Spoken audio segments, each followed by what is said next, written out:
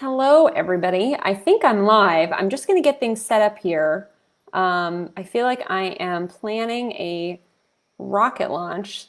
So bear with me as I get everything set because I have some slides I want to share with you for this curated cinema presentation. So first I'm going to hit this little button. I might go away for a second, but hopefully you still see me. There I am. I'm just going to make sure everything is going well on the Gorton page for Facebook. Hopefully everyone is pouring a glass of wine or making dinner or eating dinner. It's sort of a crazy thing, this live video stuff. So just give me a second while I figure out, make sure everything is good to go. Oh, I see that we are live. Awesome. So I'm going to make sure that I don't disappear. Great, there I am. So hi everybody, I'm Rebecca Fons. I'm the director of film at the John and Nancy Hughes Theater at Gorton Community Center. I'm doing my first Facebook Live with you. It's an intrepid voyage, and I've done it sort of crazy because I really want to share some slides with you because film is a visual medium, and I didn't want to talk about film without showing some film footage or film clips. So, well, it's film, it's photos. Maybe there's clips. I don't know. I was able to make this happen technologically. So far, so good. You know, a minute into the live stream, so no promises on clips down the line. But I did want to show you some slides as I talk. So I'm super excited to do a new series called Curated Cinema. Every first and third Tuesday of the month at 6 o'clock, I'm going to be talking about different themed presentations. My predecessor, Jamie Hall, did this as well, so hopefully you're tuning in and you're a big fan of film and a big fan of Gorton, and you are going to follow along with us and maybe watch some great films this weekend based on the suggestions. So our next presentation will be October 20th at 6 o'clock. I'll talk about that at the end of this, and I'm going to be talking about 5 films tonight that are all directed by Alfred Hitchcock. As you're watching along, if you'd like, please make a comment in the chat and underneath the video. If you have comments about what I'm talking about or suggestions for future curated cinema programs, please, like, all comments are welcome. If you just want to say hi, say hi. Let us know what you're doing. Are you drinking wine? Clearly I need some wine if it's the second time I've mentioned it. Are you making dinner? Are you sitting down to watch a movie? Let us know in the comments, and I will do my best to continue to respond to those. So tonight we're going to talk about Alfred Hitchcock, which he's a favorite topic of mine, and I'm going to talk about 5 films directed by him that could be sort of a primer for Hitchcock if you've never seen any of his films, or maybe a revisit of some of your favorite Hitchcock films. So first, let's get started, and I'm going to try to remember to do my slides here. So here we go. Hopefully, maybe we can do this. Hold on. I've got to do it a little tricky, but that's okay. That's okay. I'm going to do it like this. That's going to make it work. No problem. Okay, so the first film I want to talk about is The Lady Vanishes. So The Lady Vanishes is from 1938, and it's a really terrific Hitchcock film if you've never seen a Hitchcock film. It's a pretty easy watch. It's just about under an hour and a half, and I think a lot of people think Hitchcock is like, he's very gory, but he's actually not that gory, and there are a few exceptions. We'll talk about those in this session. But he's actually, it's if you're sort of afraid of gore in horror films, like, do not fear Hitchcock. He's a good pal for thrillers, but not gore films. So, and The Lady Vanishes is unique because the first like 20, 30 minutes, you actually don't even realize you're watching a Hitchcock film because it's really, truly very funny. And so the plot is pretty simple. So there's a train headed for England, and there's a ragtag group of people on the train, and it's delayed by an avalanche. And they're all stuck in this kind of this inn, this B&B, and a young protagonist named Iris. She befriends an older lady named Mrs. Froy, rhymes with joy, which is her little tagline, and they kind of connect in the B&B. And then she also meets a sort of a young cad named Gilbert, played by Michael Redgrave. He's very attractive and very handsome in this movie, and they sort of connect, and they have to wait out the avalanche. And then when the avalanche is clear, they're able to get back on the train. And right before they get on the train, Iris is hit on the head and she loses consciousness and wakes up on the train. So she's on the platform, she loses consciousness, she wakes up on the train, and she's looking for her friend, Mrs. Froy, and she can't find her anywhere. And no one on the train has any memory of this woman. So it's a crazy, because and we know, the audience, that she exists because we've seen Iris talking to her, but no one on the train will believe Iris and look for this woman with Iris because Iris is concerned. She's like, where is Mrs. Froy? So it's sort of like some gaslighting going on, and it's very frustrating as an audience member because you know Mrs. Froy exists, but you don't know where she is. So there's some other passengers who are sort of sinister and ominous, and they're also denying that Mrs. Froy exists and that Iris had seen her. So there's a lot going on, and again, like the first 20 minutes is really funny. There's some characters like this pair called Charles and Caldecott, and they're these sort of funny, like, oh dear, like, what, dear me, we've been stopped by an avalanche, like, my word, egads. And they're really this funny sort of comic duo that you actually see in other films around that era, which was the late 30s into the 40s. But then somebody gets strangled and you're like, okay, yeah, I'm in a Hitchcock movie. So never fear if you're wanting something a little sinister in terms of the plot. The film is based on a 1936 novel, The Wheel Spins, by an author named Ethel Lena White-Whitty, which is an incredible name. And they're shades of Agatha Christie. I mean, they're on a train, so they're sort of like all stuck in this one spot.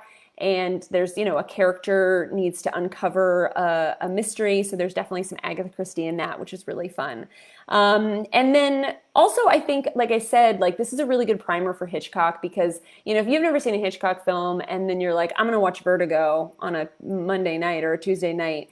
Vertigo is long. It's pretty intense. There's some like real layers of like Freudian stuff going on there. So give yourself a break. Start with The Lady Vanishes. It's one of Hitchcock's last British films before he headed to the US. So that's interesting too. It definitely got a different sensibility, and you kind of get a chance to see how Hitchcock works with camera play and also with sort of building an ensemble and building characters and how they play off of each other, which is really fun. The film was remade in 1979, starring Elliot Gould, Sybil Shepherd, and Angela Lansbury. So you might have seen the 1979 version. And then again, it was a 2013 BBC show. So it's been redone a couple times, but the Hitchcock is really the best. And I watched it with my husband probably earlier this summer and really enjoyed it. And I kept screaming at the screen, they're gaslighting Iris because she's being told that she doesn't believe that what she believes isn't true, which is sort of, if you're familiar with gaslighting, it means you're sort of manipulating someone to think that their reality isn't their reality. And there's a really wonderful film by George Cukor called Gaslight, which would be a great double feature with The Lady Vanishes. Also, really great double features would be the Jodie Foster film Flight Plan, which is a loose remake adaptation of The Lady Vanishes. Picnic at Hanging Rock is really great. It's a Peter Weir film about some girls, a girls' school that goes to a picnic and a number of them disappear. It's very scary. And then The Changeling would be a good one too. That's Clint Eastwood's film with Angelina Jolie where her child is sort of replaced with a different child. And it's, again, a woman sort of saying, this is the reality, this is what's happening, and everyone not believing her. And here I am, I'm doing what I said I was going to do. I'm not doing a good job of showing you my slides. Here's some images from The Lady Vanishes. So you can see there's Michael Redgrave. He's this sort of dashing man with the mustache. And then Margaret Lockwood plays Iris, who's our hero, and she's fantastic. And everyone's just, the costumes and the set of the train are all really, really terrific. So I would recommend The Lady Vanishes for sure. So awesome to see Amy is listening and my husband Jack has tuned in. So thank you to our loyal listeners and watchers. So that's a really terrific film. So that's Lady Vanishes, 1938. Let us know if you've seen it in the comments. A really, really great Hitchcock primer if you've never seen any of his films. And again, not too scary, pretty funny, a good opportunity to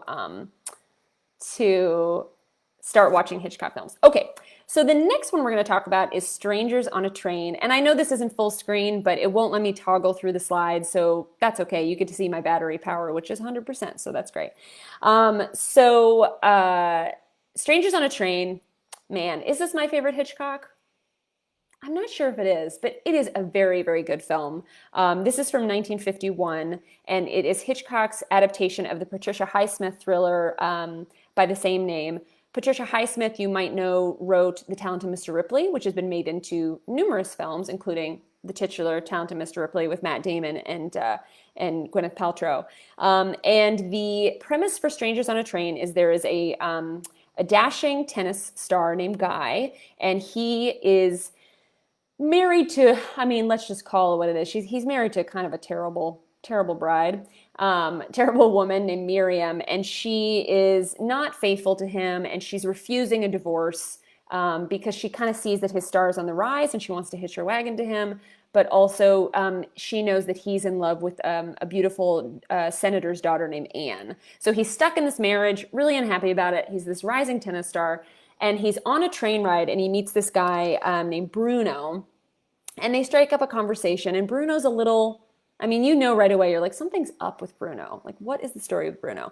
And Bruno and Guy kind of talk about what if they swapped murders, right? Like, who in your life could you really benefit from just like getting rid of? And they sort of talk about, swapping crimes. And of course, Guy, because he's got this terrible wife, says, well, it'd be nice if my wife wasn't in the picture. And then Bruno says it would be great if my dad, who's withholding all of my fortune because he's a wealthy guy, would be out of the picture. And also his dad is just sort of a jerk. So they sort of like, haha, wouldn't that be funny? And then go their separate ways. And then lo and behold, Bruno is a psychopath, and he goes through with the murder and kills Guy's wife named Miriam. And of course, who do you think the police think killed the wife? Of course, they think the husband did, because that's usually what happens. I think my husband is watching this Facebook Live, so it's always the husband. And so the police are looking at Guy, and then meanwhile, Bruno keeps going to Guy and saying like, hey, I killed your wife for you. I took care of that problem for you. You owe me the murder of my dad. Like, you've got to fulfill your part of the bargain. And of course, Guy is horrified. Meanwhile, he's like playing tennis matches and trying to be a tennis star. So it's a great sort of, devil's bargain kind of movie. And I wanted to talk about this film specifically because some of the filmmaking that takes place in it. One is, if you haven't seen it, I won't spoil what the scenario is, but the end sort of culminates and climaxes at a circus or like a carnival. And there's this very important carousel, and the film ends with sort of a showdown at the carousel. And it's really incredible because, of course, this is 1951. There are no special effects. There's no green screen. And the carousel is done in real life. Like, there's a real carousel, and they actually use this mechanism to stage this final scene. And once you know it's real and you watch it and you see what happens to the carousel and you see how fast it's going, there's children on the carousel, everyone's really, really scared. Once you know how they made it and how kind of in danger the cast and crew were, it makes it even more spectacular in terms of filmmaking and sort of effects for the 1950s. There's also some really great things that Hitchcock is doing with shadow and reflection. One thing that I'll point out, and I'm terrible with my slides. Here we go. So one thing he's doing is working with reflection. And so in that top right picture, you see that's Miriam, the terrible wife. And she, hopefully I'm not too far behind in my slides here. I don't think so. So she's this terrible wife, and she wears these Coke bottle glasses. And the scene that's here on the top right is right before her demise, right before Bruno kills her. And she's at the carnival, again, the carnival that we return to at the end, and he sort of is standing by a tree, and he offers her a light. And as he offers her the light, you not only see the reflection of the light in her glasses, but you also then, as he strangles her, you see his reflection in her glasses. And this is really effective for a couple reasons. In that moment, you don't see her eyes anymore. So like, he's literally like snuffing out her life. He's snuffing out her vision. It's really scary because you see what she's seeing as she's being killed, but you also kind of get this sense of just like, he's just overtaking her. So it's this really visual component to this this thing that's happening, this character being killed. There's this visual connection, and it's rendered in a really cool visual way. Also, the glasses and the reflection in the glasses is actually used as a plot device later on because Guy is in love with the senator's daughter, and her younger sister also has these Coke bottle glasses that serve as a space to use reflection, and that reflection is actually really important because Bruno, sees the reflection and he's brought back to this crime that he committed when he killed Miriam, and it kind of like sets him off in this really, really creepy way. So that's very cool. The glasses thing is a really neat thing to watch for when you're watching the film. And then also, one of my favorite scenes, I think, ever in a movie, but certainly in Strangers on a Train, is that bottom right photo. So Guy is a tennis player, and there's a scene in a tennis match, and you're watching the scene with the spectators watching the tennis. So you're watching them watching the tennis, and when we watch tennis, our heads go right and left and right and left because we're watching the ball. So you have this wide shot of the audience. And you're sort of just watching them watch the tennis, and then suddenly Hitchcock zooms in and you see right in the middle of the crowd is Bruno, the killer, and he's staring back at Guy, and he's not watching the tennis balls at all. So it's this really, really creepy reveal because the first time you see it, you don't really notice that Bruno is in the audience, but then this push in and you realize he's there and he's staring at Guy. It's really unsettling. And it also kind of just shows like Bruno is just a regular guy, right? He fits in with the crowd. He kind of goes under the radar. And that is part of the reason he's so crazy, so creepy and so scary. So those are really cool things to watch for. And also the character Bruno is played by Robert Walker, who tragically died right after they filmed Strangers on a Train. He had a reaction to some sort of drug that he took. And he's so fantastic because he's kind of like happy and sort of peppy. And so I think that's even scarier. It's like if someone's really mad at you and they're talking in like a really casual way, it's actually way scarier than if someone's like screaming at you. So he's a really, really effective villain and really effective creepy guy. And then there's lots of cool themes of like doubles. There's the two women with the Coke bottle glasses. There's the two men on the train. They sort of swap these crimes. There's doubles literally in tennis. So there's lots of really, really cool themes. And if you wanted to like take a film course, there's even themes of masculinity and queerness, but that is like a semester at film school if we wanted to go into that. And we certainly do not have the time tonight. And there's one more thing I want to talk about. So you've probably heard of the film theme, the MacGuffin. The MacGuffin, there's even like a bar at the AMC River East here in Chicago called MacGuffin. And the MacGuffin is a screenwriter's term that was coined by a screenwriter, but then Hitchcock really used it, and it's most associated with him. A MacGuffin is like an object or a device or a moment that is really important to the plot and maybe the motivation of the characters, things like that. But it seems insignificant otherwise, but it's actually super important. So one example of that would be like there's the briefcase in Pulp Fiction, or the spinning top in Inception, or even the necklace in Titanic. I mean, it's worth bazillions of dollars, but it's just a necklace. But once it's used by the characters, it becomes incredibly significant. So in Strangers on a Train, the MacGuffin is a lighter. So there's a lighter that becomes a really critical part of the film, sort of evidence, and it holds a lot of power in the film. So you can when you're watching a film now, you can say that's the MacGuffin, that's the thing, that's the moment or the object that sort of the whole film hinders on. And yes, Jack, you're right. Husbands do not always kill their wives. Well, in Hitchcock world, they often do. So, and another thing I wanted to note is on the bottom of these slides, I let you know where you can find these films. So Strangers on a Train is on Amazon Prime, Google Play, iTunes. Same with Lady Vanishes. It's available on a couple of different platforms. I think it might be available on Criterion Channel. Yeah, and HBO Max. So if you have either of those streaming channels, that's a place where you can watch. You can watch Lady Vanishes. Okay, moving on. 3. Man, I am like so hard to get me to stop talking about this kind of stuff, and I don't want. It's 15 minutes in. Okay, here we go. Okay, so number 3 is Rear Window.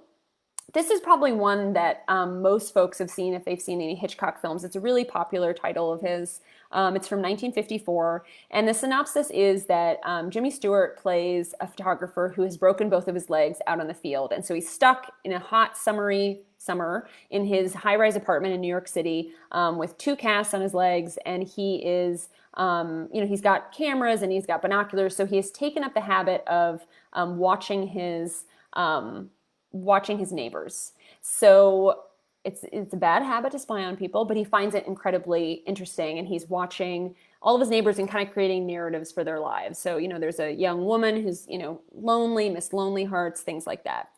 And he's got this beautiful sort of like casual girlfriend. There's some commitment issues in Gene Kelly, who's like resplendent and wearing the most amazing costumes. And you can see that Alfred Hitchcock is obsessed with her because she's just so beautiful on the screen and so incredible.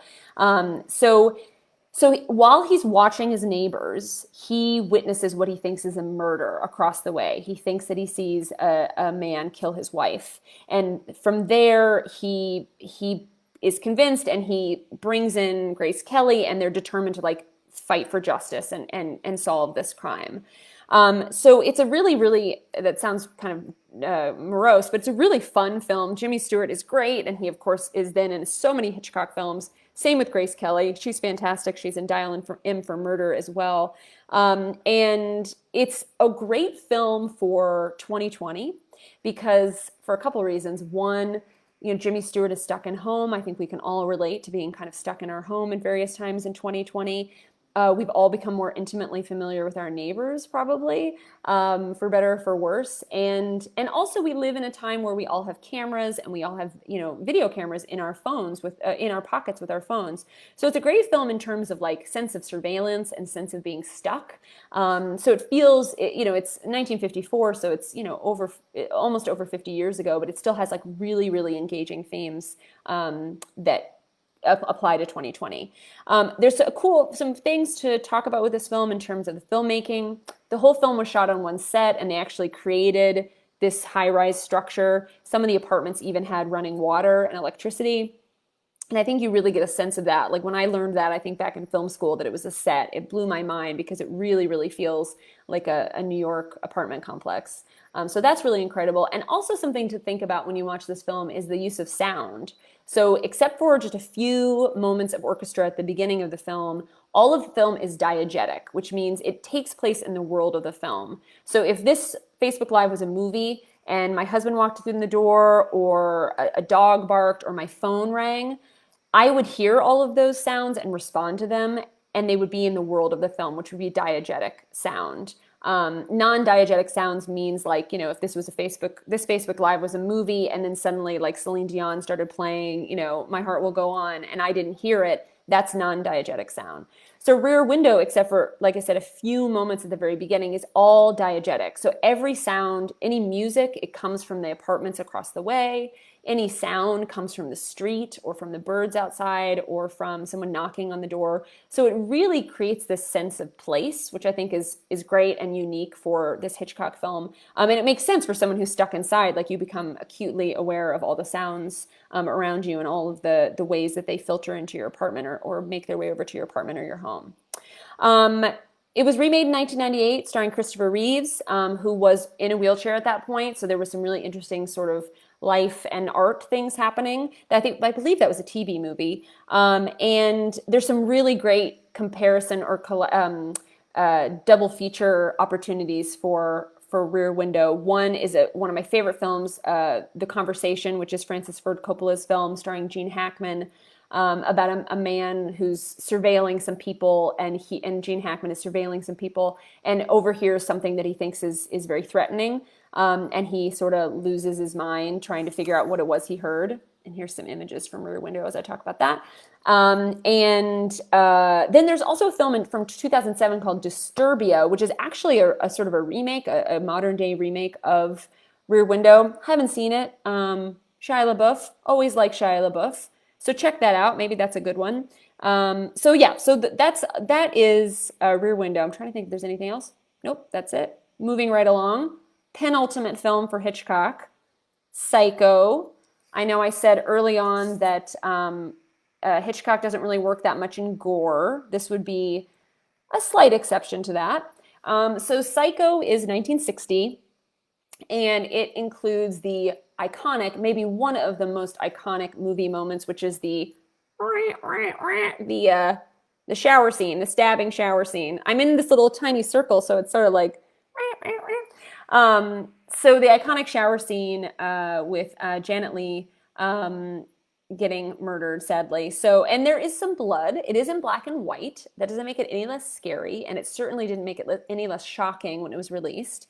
So the story of Psycho is that Marion Crane, played by Janet Leigh, is in a relationship with this sort of like this hot young thing, and they decide to steal $40,000 from her employer. And she lives in Phoenix, and they decide to steal the money and run away together. And as it turns out, Janet Leigh has to sort of get on the road on her own because the boyfriend is felled by, I think he's sick. He can't go with her on the road. So she goes on the road with this $40,000, and she's like, we'll meet up later, we'll connect later. And as she's driving, she's exhausted. It's raining, and she's anxious. She's really nervous. She's watching all the cars go past her. So she stops at a roadside motel called the Bates Motel, and it's the last place she will ever stop. And so she meets the young proprietor, Norman Bates, who's like, kind of a nice guy, but a little quirky, played by Anthony Perkins. And she stays in the hotel, and they have some conversation. And as she is preparing to take a shower before she goes to bed, unknown to her, in comes a very scary figure with a knife and opens, the curtain for the shower opens and stab, and she dies. From there, her boyfriend and some other people come to the Bates Motel to try to find where she is, and they find out exactly what who the murderer is. And we find that out too, and it's scarier than you think. It's more complicated than you think too. So, Psycho is like a real archetypal horror film. It's sort of like the first slasher film. And, it identified a few things like having a music cue when the villain shows up, or having a music cue when the murder happens. That sound becomes really iconic. There's also a lot of symbolism happening with things like birds. Janet Leigh's character is Marion Crane. She's from Phoenix. There's lots of stuffed birds in the Bates Motel. She and Norman Bates even talk about the birds. So there's lots of, ideas about, flight, birds of flight. Birds are very fragile, and they can, be easily hurt, but they are also sort of like scary and carry disease. So there's layers there. And then there's also a lot of analysis and film studies. People have probably made very long papers about the fact that the murder happens in a shower. So sort of like a shower can be cleansing. Does the shower, cleanse Marion of her sin of stealing this money? Or does it cleanse the murderer, who I will not reveal if you haven't seen it, of the act of murder? So there's some layers there, and there's also an interesting technique here where, spoiler, I've already said that she dies, but Janet Leigh was a big star when Psycho came out, and she's killed pretty early in the film, which was sort of shocking, and certainly has been done since then. I think most notably in my generation, the film Scream was very famous because Drew Barrymore was sort of the marquee star, and then they murder her within the first 15 minutes. So Psycho is similar in that way, where it was like, oh, Janet Leigh, starring Janet Leigh, she's going to be the main character, and she bites the dust pretty early on. So that's a really interesting technique, and it was so... Hitchcock felt that it was really going to throw people for a loop, so he compelled theater owners to enforce like a no late admission policy, because if you come in and Janet Leigh has already been killed in the shower, you'd be like, what happened in this movie, and where is Janet Leigh? I thought she was in this movie. So that's sort of an interesting tidbit. And also the shower scene, you can probably pull it up on YouTube and just watch it. It's really incredible. It took 77 different camera angles to film. The finished scene is 3 minutes and has 50 cuts in it. So that means like every couple seconds there's another cut in order to give you that really violent scene without revealing so much of the violence. Most of the shots are extreme close-ups. Again, that music cue is used. So it's really, really a claustrophobic, scary scene. they use like a melon to get the like stabbing sound right. The blood, I think, is some sort of like chocolate syrup. So it's really effective and really scary. And I would imagine most people have seen that scene, but not seen the whole film. So I would recommend checking out the whole film. And there, of course, like so many sequels to this film. There's a Bates Motel TV show, and then Gus Van Sant, who's an independent filmmaker, did a shot-for-shot remake of the film in 1998. It was not super well received, but it's an interesting exercise on how someone could kind of like remake a film without really reimagining it, but just sort of remaking it for out of an homage and out of I guess he was inspired by Hitchcock, or he really loves Hitchcock and he wanted to do that. Okay, so, and you can watch Psycho on Peacock, Amazon Prime, and iTunes. Okay, my last film for our Hitchcock curated cinema is The Birds. And The Birds is from 1963. And I think a lot of people make fun of this movie without having seen it because it seems sort of silly. And also, we just talked about Psycho with all that like bird imagery and bird names. And so clearly, 3 years later, maybe Hitchcock had birds on the brain. Not he wasn't a bird brain, but he had birds on the brain. So anyway, so The Birds, it stars Tippi Hedren, who goes to visit a gentleman that she meets in a pet store. She follows him home, and she's a single lady of a certain age, and she brings some lovebirds with her, and they kind of strike up a romance. And suddenly, and they're on this little island. She has to take a little boat ride to get to him. And suddenly the birds in the area start attacking. So she gets attacked on her boat ride over to the island, and then various people are getting attacked, and the birds are sort of like growing in number and growing in violence. And that does seem sort of silly, like the idea of like swarming birds, but it's actually very, very scary. And Hitchcock is successful in making it scary in a number of ways. The whole pace of the film is slower, which allows you to get really spooked by the birds and by them sort of accumulating before you realize it. Like you're sort of like, oh no, here we go, and it's happening, and then these attacks occur. There's a great scene where Tippi Hedren's character goes out, I think she's to smoke a cigarette, and there's a playground behind her. She's visiting a school, and there's a playground behind her, and there's like a single crow. And then slowly but surely, all of these crows arrive, and you cut to Tippi Hedren's face, and then you cut to the playground, and it's like hundreds of birds. Like suddenly, all the birds are there, and it's super, super scary. So the film is loosely based on the 1952 story by Daphne du Maurier, I think that's how you say it. She also wrote Rebecca, which some of you may be familiar with, which is going to be a new Netflix film, from what I understand, coming out really soon. And it also stars Jessica Tandy as Tippi Hedren's new boyfriend's mom, and then a young Kathy, oh gosh, I can't remember her name, but she's an Alien. Anyway, and then a young girl. So there's sort of four main characters. The love interest, the man and the woman, his younger sister, and his mother.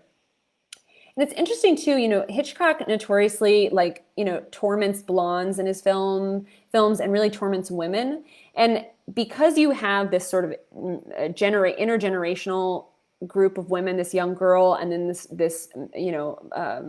probably in her 30s woman, and then this older woman, you get a sense of like he's kind of tormenting every woman at every age, and all three of them are sort of unhappy for different reasons, and you get a sense of like the birds are sort of viewing them from this up on high, and they're seeing all of the things that they haven't achieved as women. This is getting kind of like into it, and this is maybe like this is again a film class you could take about like Hitchcock and his treatment of women, but the birds are sort of like attacking specific people for their various foibles or their very mistakes or their unhappiness.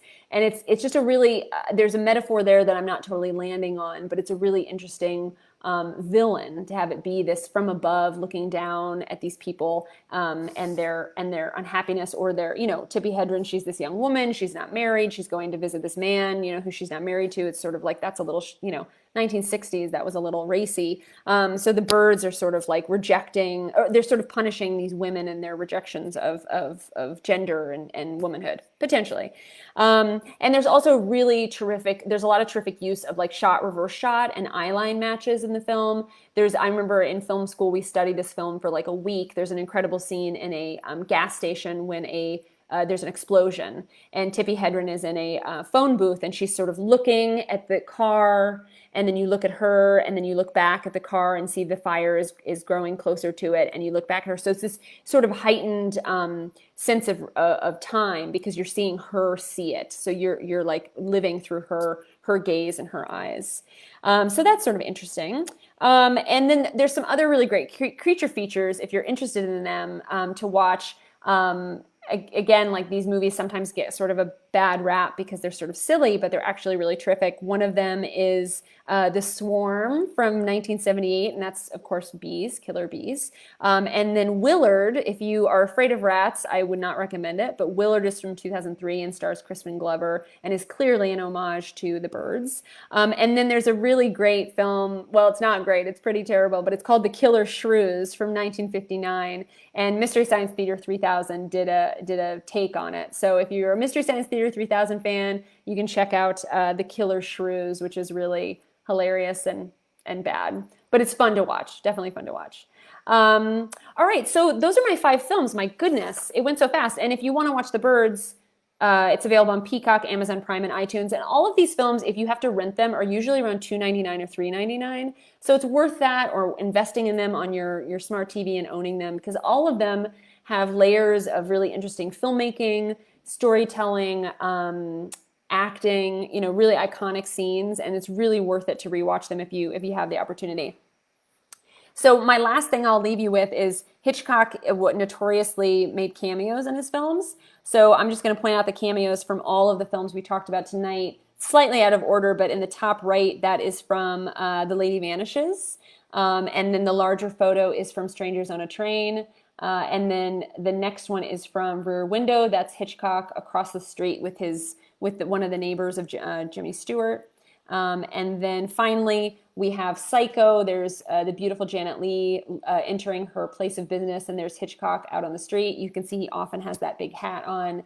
And then maybe my favorite cameo of all time is in The Birds. So there is Hitchcock walking those 2 little pups there. He always did this, is blink if you miss it, blink and you miss it, Hitchcock. So those are I won't tell you where in the film, but that can kind of give you a sense of what to look out for. So, all right, well, that is my curated list of Hitchcock films. Thank you so much for tuning in. So we will be doing this again on Tuesday, October 20th at 6 p.m., and I'm going to be talking about thrills and chills, so maybe a little bit more scary, a little bit more gory, but I promise I'll include something that is not totally terrifying. So those who like suspense but don't like straight up horror and gore will still have something to look towards and to watch.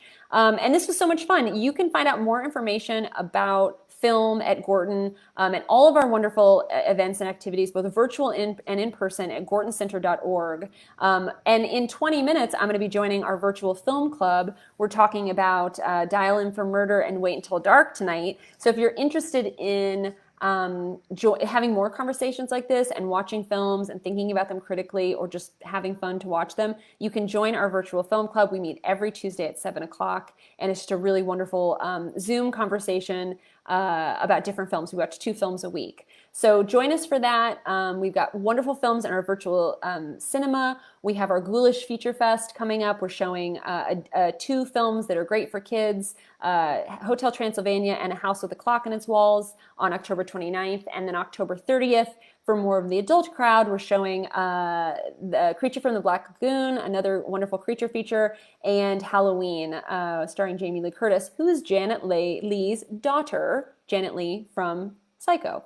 Perfect segue to wrap it up. So thanks so much for also dealing with my little circle here. Hopefully the visuals helped you follow along to the films and pique your interest. Thank you so much for people posting in and saying hello. Hopefully we'll see you October 20th at 6 o'clock. I'm going to go have my dinner. Have a great night, everybody.